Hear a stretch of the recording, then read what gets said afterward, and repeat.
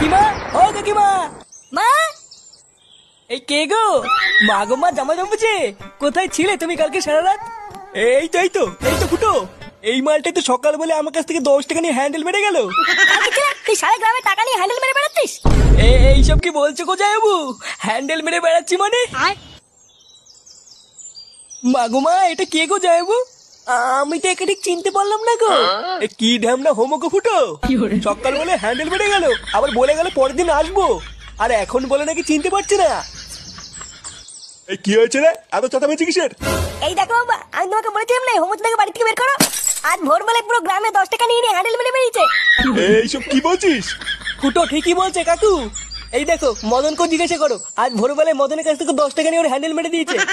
ইয়ে মানে হ্যাঁ গো নান্টুদা। ও, ওই জন্য তো ভাবি আজ ভোরবেলায় অন্ধকার থাকতে এই সরে বাচ্চা আমার সাইকেল নিয়ে কোথায় গেল। তার মানে এই চোদনা আজকে ভোরবেলায় টাকা নিয়ে হ্যান্ডেল মারতে গেছিল। হ্যাঁ, আরে শান্তি ছিল, সবাইকে বলে বেরিয়েছে ও নাকি আমার শালা। কি সারা গ্রামে আমাদের মান সম্মানে এভাবে গাড় মারছে? এই সবাই মিলে ধরে এই হোমোসাটা ভাঙতা। ইয়ে মানে মেশমশাই, আমি কিছু করিনি। কিছু করিসনি লেউড়ি? বাঞ্চো রাস্তার এমন সেটা ভাঙবো তুই আর কোনোদিন এই বাড়িতে আসবি না। কি হলো কি বলা? মার চোদ নাকে। জামাইবাবু,